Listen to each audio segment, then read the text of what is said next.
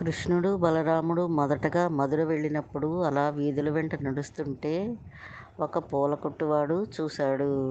స్వామి ఎంత అందంగా ఉన్నాడు. బట్టలు పంచె కట్టుకుని, అయ్యో మెడలో దండలు లేవు, పూల దండలు లేవని ఆ స్వామి దగ్గరికి వెళ్ళి, బలరామకృష్ణ మీరిద్దరూ మా మా కొట్టుకి రండి అని చెప్పి అక్కడ ఆసనాలు వేసి బలరామకృష్ణుని ఆసీనులు చేశాడు.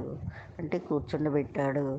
అప్పుడు మల్లె మొగ్గలు, తులసి దళాలతో చక్కటి మాల అందంగా అల్లి స్వామికి అలంకరింపచేశాడు బలరామకృష్ణులకి. అప్పుడు స్వామి ఎంతో ఆనందపడ్డాడు.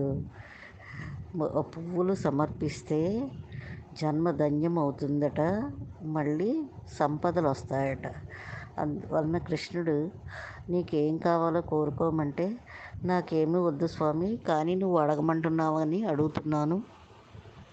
నీ పాదసేవ, నీ భక్తులతో స్నేహం, మళ్ళీ భూతదయ ప్రసాదించు. భూతదయ అంటే సమస్త ప్రాణుల యందు జాలి కలిగి ఉండడం. అంటే వాళ్ళకి సమస్త ప్రాణులకి అంత అన్నం పెట్టడం, వాటికి సేవ చేయడం. అలాంటి కోరిక కోరుకున్నాడు.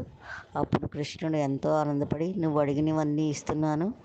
నీ నీ శరీరం విడిచిపెట్టాక జన్మరాహిత్యాన్ని ప్రసాదిస్తున్నాను, అంటే మోక్షాన్ని ప్రసాదించాడు అన్నమాట.